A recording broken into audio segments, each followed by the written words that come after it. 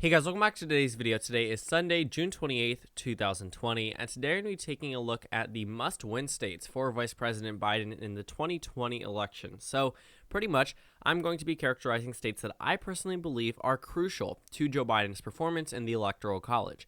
Meaning, yes, he could win without one of these states in particular. However, I think these states are very indicative of where Joe Biden is going to perform on election night. Meaning, if he's not winning in this one specific state, he probably isn't winning in the rest of the region. And that just is, how almost every election goes. When Hillary Clinton seemed to be losing the state of Wisconsin on election night, it put Michigan and Pennsylvania in a lot more competitive position. Though Michigan had President Trump up for much of the evening, the state of Pennsylvania had Hillary Clinton for most of the night.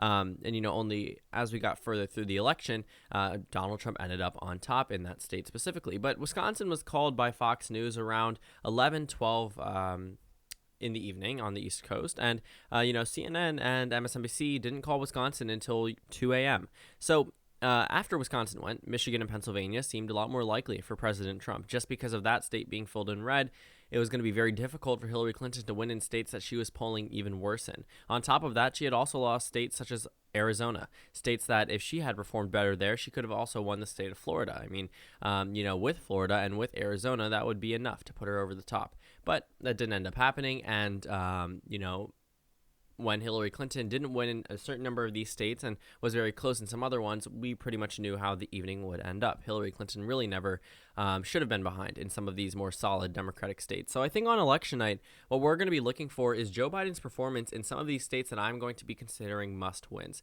And I think these are states that are going to give us a very general idea of how Biden is going to perform in the evening. Because if he's not performing as well in some of these states, he may not end up having, the lead at the end of the evening in some of these states.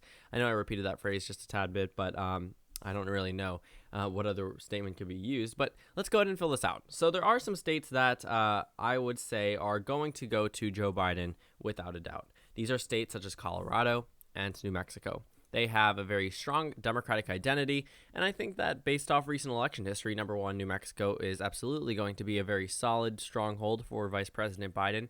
I don't think it will be a safe margin, but I'm not really working with margins in this map. It's just going to be coloring it blue to give you a general idea of what I mean. But both Colorado and New Mexico, I can absolutely see double digits in favor of Joe Biden, maybe 13-14% for New Mexico in favor of the Democrats as it stands today, and probably Colorado, possibly even 9-10% for Joe Biden in that state. On top of the states of Colorado and New Mexico, there's another state on this half of the United States that voted for Hillary Clinton despite being expected to go to Donald Trump on Election Day, and that is the state of Nevada. Yes, it's 6 electoral votes, has a very strong Latino vote presence, but that state itself has shown a little bit more of a Democratic calling than the rest of the country itself.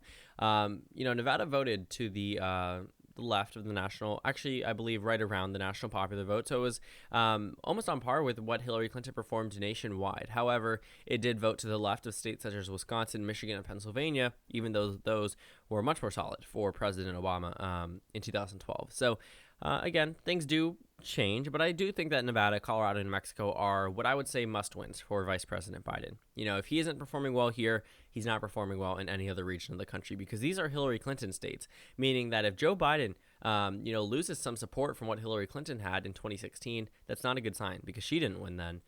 You can't win with less of a base than you started with. So those states I would consider to be quote-unquote must-wins, but there are some other states that Donald Trump carried in 2016 we'll get into later in this video. Another state I would actually consider to be a must-win for Vice President Biden is the state of New Hampshire.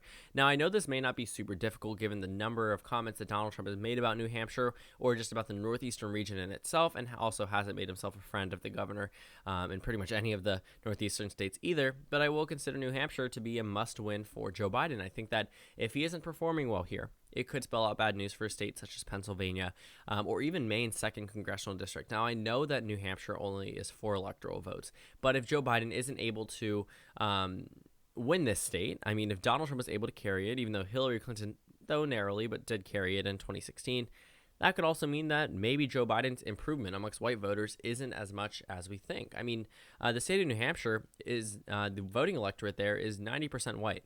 So if Joe Biden isn't going to win over those voters and win over them by a much larger margin than Hillary Clinton, or at least slightly larger, enough to outperform her in other states, that's really bad news, just because of the fact that she only narrowly won there.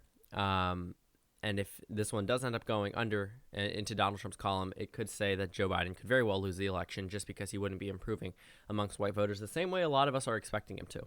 So outside of New Hampshire and outside of Colorado and Nevada and New Mexico, Virginia seems to be the next must-win state. Now, I know a lot of these states are considered to be toss-ups by some, not necessarily by me. I would say New Hampshire is probably a toss-up. Nevada, probably a toss-up just because of the amount of effort I think the Trump campaign will put into that state. But for Virginia, Colorado, and New Mexico, I think they're pretty much locked down for the Democrats this election season. But Virginia has a very interesting electorate. It defies all national expectations. The rich white people typically vote for the Democrats in the state of Virginia. And then the economically disadvantaged part of southern Virginia is solid Republican territory. Now, I understand that it is more rural Virginia, and it isn't exactly close to major cities such as Northern Virginia. But I will say that Northern Virginia pretty much drives the electorate here. And Northern Virginia is the same suburban area, at least, is the same area that has been electing Republicans in the past. Voting for George Bush didn't even vote for Bill Clinton, despite him having a very solid lockdown on the South. Virginia didn't even go to the Democrats in 1992 or 1996. So for it to flip in 2008, it was a very big deal because that state, I believe, hasn't gone to the Democrats, I think, even since LBJ, comparing it to Obama's victory in 2008. So Virginia made a very different stance than it has in the past, and it went to the Democratic Party. I will say that Virginia going to Hillary Clinton did partially have to do with Tim Kaine, but I still think that she would have carried it on Election Day. I understand that people may not agree with that statement, but she did have a pretty solid victory. It voted left of the national popular vote, and even if Tim Kaine hadn't been picked from that state, keep in mind he was a very, I could say, not inspirational type of vice presidential candidate. I think a lot of people were disappointed in her VP choice, especially in hindsight. So Virginia, while sure may have been a swing state, and the Clinton campaign would sure love to have locked that state down, which they practically did. I think Virginia is a must-win for Joe Biden, but I absolutely think he will carry it on Election Day. But again, if you remember 2017, Ralph Northam was projected the winner very early on because a lot of those Republican counties weren't voting in the Republican numbers that we saw in 2016 or even in previous governor elections. So if that happens for Vice President Biden, that could actually be better news than just a must-win type scenario where he's only narrowly outperforming. He could be outperforming Hillary by 4 or 5% at some point.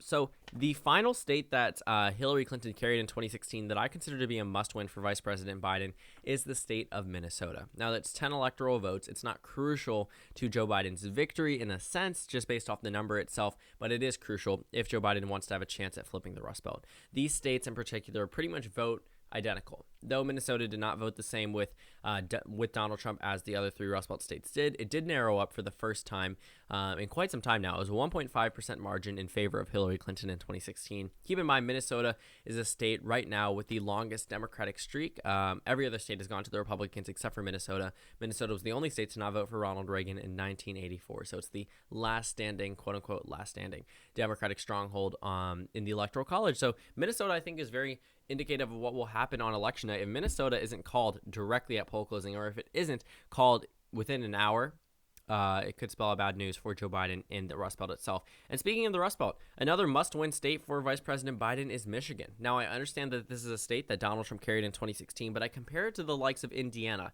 from 2008 to 2012. Yes, it narrowly went to a candidate for the first time in decades, but I think that 4 years after, it'll return to its previous identity. I think that Joe Biden will probably have a 6, 7, possibly even 8-point win over Donald Trump in the state of Michigan. And I think if Joe Biden isn't able to flip Michigan, the closest state from 2016 based off percent, I don't know what else he could be able to flip, just because of the fact that Michigan was the closest. 11,000 votes decided those 16 electoral votes. And also, auto bailout. I think this is a state that's going to be very quick to try to return to an Obama-type legacy. Now, I understand Hillary Clinton sure offered that, but party fatigue definitely kicks in. And just because Obama was popular does not automatically mean that either Biden will win or Clinton was supposed to win, because they are not Obama. And but I think that Biden would be a lot more representative of the Obama White House than Hillary Clinton was, considering that she only served as Secretary of State for a short time period, and also she was hated way more than Joe Biden nationwide. And the final, I guess you could say, must-win state for Joe Biden is the state of Arizona. Now, I know that may come as a surprise in the fact that I haven't considered any of these other states in the southeastern region of the United States, but I will say Arizona will give us a very good idea of where Joe Biden is going to perform amongst Latino voters. I think, yes, he could win in Colorado, New Mexico, and Nevada, but also Hillary Clinton did as well. She didn't win Texas. She didn't win Florida. She didn't win Arizona. Her margin in California may have moved to the left, but that has to do a lot with just the state itself moving further to the left. So Arizona, I think, is a must-win state for Joe Biden. Right now, he's up in the national polling data. I think that, not national, statewide polling data, I think that is a very good sign for Vice President Biden. On top of that, I mean, he's performing very well in the states such as Texas and Florida. And I think if Biden isn't able to carry Arizona, I don't see Florida going. I honestly think Arizona will vote to the left of Wisconsin and possibly even Pennsylvania at this point. Absolutely to the left of Ohio and Iowa, the same way it was in 2016. So while Donald Trump, I think, does have a shot at some of these other states, I think Joe Biden must win states such as Arizona and Michigan back from President Trump's column, just because of the fact that if Joe Biden isn't able to carry these states, it could indicate a loss in a number of other ones, because Michigan should be the first to go before Wisconsin and Pennsylvania. Arizona should be the first to go before Texas or Florida. So, Joe Biden, I think, should hold on to these states. Now, I know you're seeing a lack of a, predominantly African-American electorate, not predominantly, very large African-American electorate states such as North Carolina or Georgia, but I wouldn't necessarily characterize those as must-wins because Joe Biden is able to increase amongst white voters, amongst pretty much every demographic group. I think it will actually be good news for Joe Biden. I don't think he's going to need to rely on the African-American base the same way Hillary Clinton expected to. I think Joe Biden's performance amongst white voters also is something to add on to his appeal to African-American voters. So while I will say that Joe Biden can win on the backs of African-American voters, I don't think that it's crucial for him to carry states such as North Carolina because Obama didn't. I don't think Georgia is also super crucial because Obama didn't as well. Ohio or Iowa, yes, Obama was able to carry it, but these states also voted for Trump by nearly 10% in 2016. So besides that all, I will say Joe Biden, if he is to have these must-win states, the only two states I would consider to be flips are Arizona and Michigan, but the rest are all states from 2016. But also, depending on his support in these individual states, could be bad news or good news for him on election night. So thank you guys so much for watching this video. Make sure to comment down suggestions below. Please consider subscribing if you haven't already and joining as a member on the channel. There should be a subscribe button on the left and then a video on the right. Also check out our social media pages on Instagram and Twitter. I post on there pretty often. I'm going to start using the Twitter a little bit more just because of the fact that I've been focusing a lot on Instagram. We're actually close to 1,000 followers, so go ahead and check that one out. And again, thank you all for watching, and I will see you all later today.